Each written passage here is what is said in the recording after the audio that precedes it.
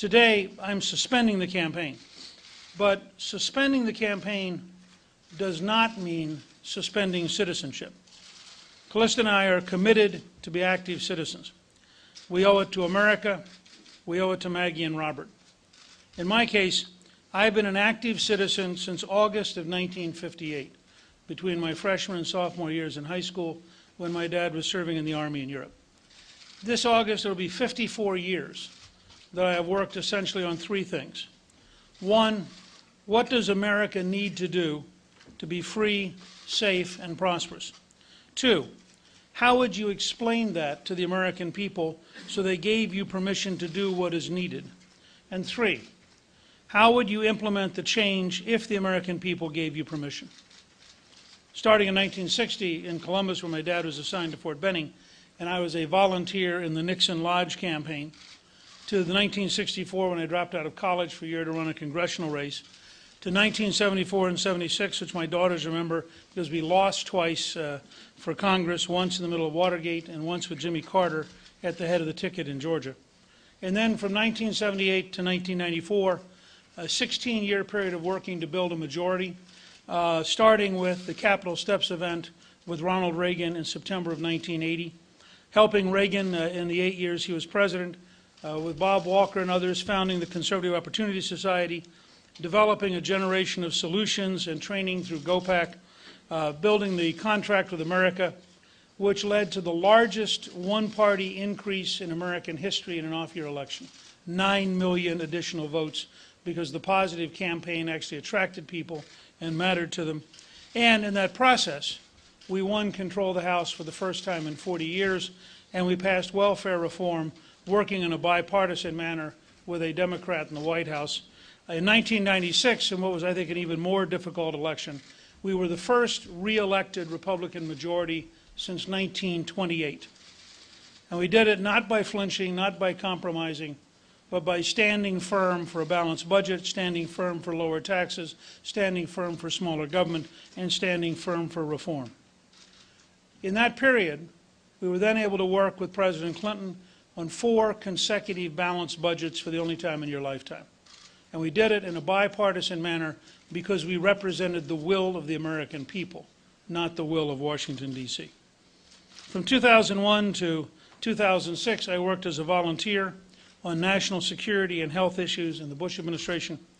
In 2008, we developed at American Solutions, Drill Here, Drill Now, Pay Less, and began to raise for the American people the central importance of an American independence energy plan so that no future president would ever again bow to a Saudi king, and so that we would not be dependent on the Strait of Hormuz and dealing with the Iranians. Over my lifetime, I've tried to move the national debate, including 24 books, starting with Window of Opportunity in 1984. Callista and I have done 7 documentaries. She's entered the author phase of trying to lead and educate with Sweet Land of Liberty, in which Ellis the Elephant introduces 4 to 8-year-olds to American history in an effort to fill the vacuum left by all too many modern educators. We're now going to put down the role of candidate and candidate spouse and take back up the roles of active citizens.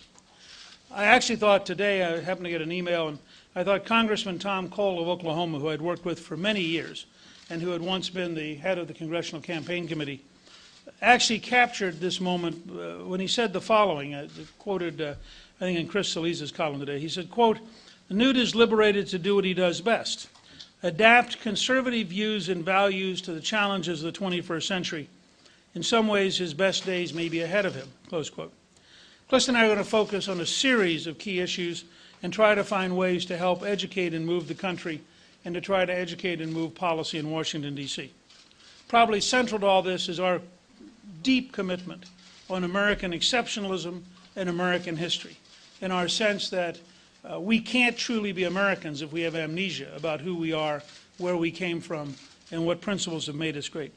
In addition, we'll spend a great deal of time on religious liberty. In fact, my newsletter today at Gingrich Productions is specifically on the whole issue of religious liberty, and I appreciate very much the working relationship we have with Human Events in developing issues like this. I'm going to continue to work on American energy independence. This is central to job creation. It is central to our balance of payments. It is central to the strength of the American dollar. It is central to our ability to deal with radical Islam. And if we do it right, we actually will not only create energy independence with millions of new jobs, but we will create trillions of dollars of royalties, which, if we impose discipline in Washington, could be put into a fund to repay the national debt and could leave Maggie and Robert's generation debt-free by the end of their lifetime by having a disciplined, serious approach to first balancing the budget and then using American energy to pay off the national debt. So in a very real sense, we could be free of both radical Islam, Saudi kings, and Chinese bondholders, all with the same strategy. In addition, we're going to go to college campuses and talk about personal Social Security savings accounts for Maggie and Robert's generation and the historic reality of how brilliantly Chile and Galveston and 2 other Texas counties have used that model so that people in their generation can have 2 to 3 times as large a retirement account while growing the national economy independent of political influence and interference in a system that's much fairer than the current system.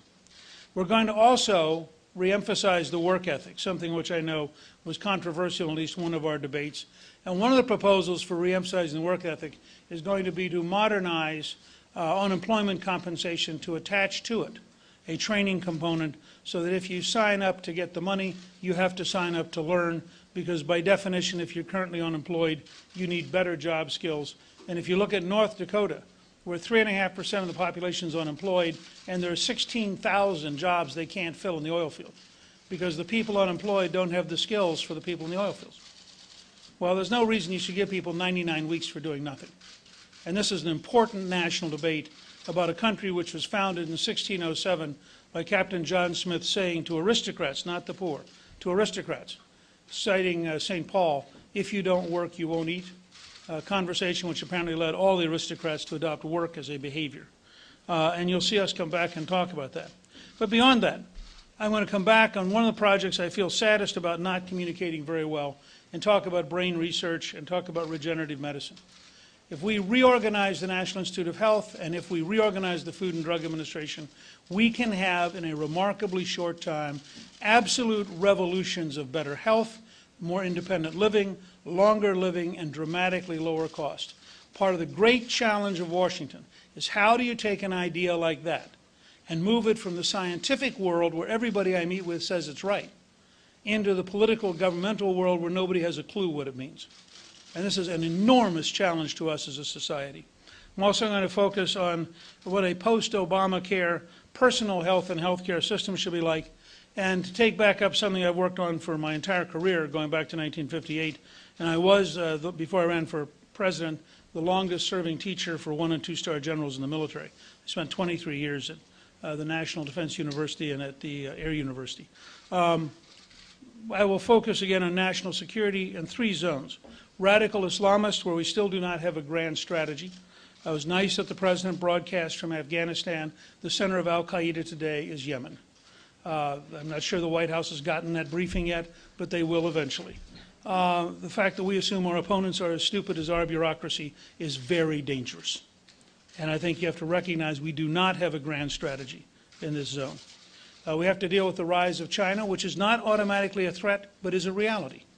And we have to deal with new technologies that do, in fact, threaten us, whether it's cyber warfare, electromagnetic pulse, or nanoscale science and technology. Finally, on that topic, new technologies, I want to just say I'm cheerfully going to take back up the issue of space. My wife has pointed out to me approximately 219 times, give or take 3, that moon colony was probably not my most clever comment in this campaign. I thought, frankly, in my role as providing material for Saturday Night Live, it was helpful. But the underlying key point is real. The fact is, if we're going to be the leading country in the world, we have to be the leading country in space. The fact is, our bureaucratic, red tape-ridden system doesn't work.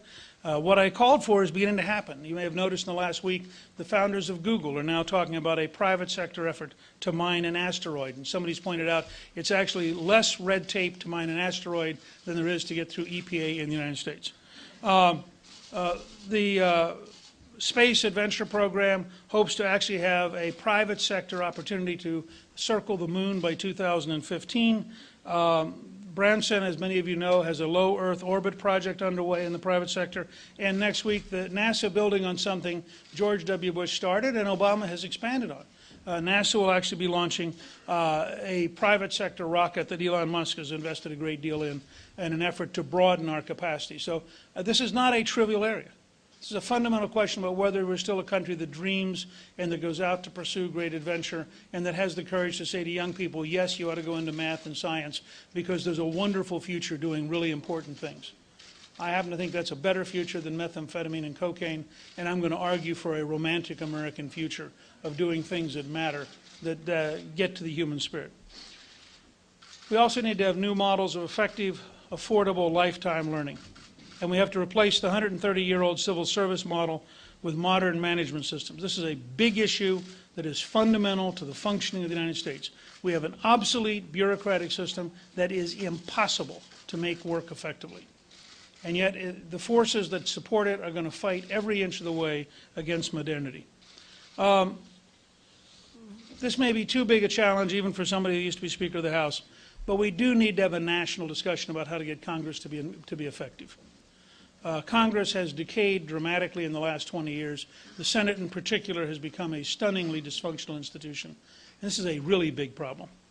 Under our Constitution, in the long run, if Congress doesn't understand things and can't legislate things, you can't fix it. And it's really important that we have a much bigger national debate about what an effective 21st century Congress would be like, and it's something that we will be involved in. Because we're going to pursue solutions, we want those solutions to be real. That's going to lead Callista and me to campaign for a Republican president, a Republican House, a Republican Senate, Republican governors, Republican state legislators. We have to recognize America is a complex mosaic of self-government. The presidency matters, but so do all the other offices of self-government. If you're truly going to have a wave of change in America, that wave has to occur in many, many places simultaneously. As to the presidency, I'm asked sometimes, is Mitt Romney conservative enough? And my answer is simple. Compared to Barack Obama? You know, this is not a choice between Mitt Romney and Ronald Reagan. This is a choice between Mitt Romney and the most radical leftist president in American history. If you simply take judges and ask yourself, who are the kind of people Governor Romney would be inclined to appoint? And who are the kind of people we know Barack Obama appoints? The gap is as wide as at any point in American history. I would argue it's wider than between Reagan and Carter. If you look at Romney's pledge to cut spending, something which we're going to cheerfully help him with, to balance the budget, something I've had some involvement with, to work with Paul Ryan and others on the entitlement crisis, to focus on economic growth by creating private sector jobs, something I would suggest Governor Romney knows about 60,000 times more than does President Obama. Just think about appointing common sense regulators, as compared to the Obama EPA regulator who said it's nice to occasionally crucify an industry because it teaches them a lesson.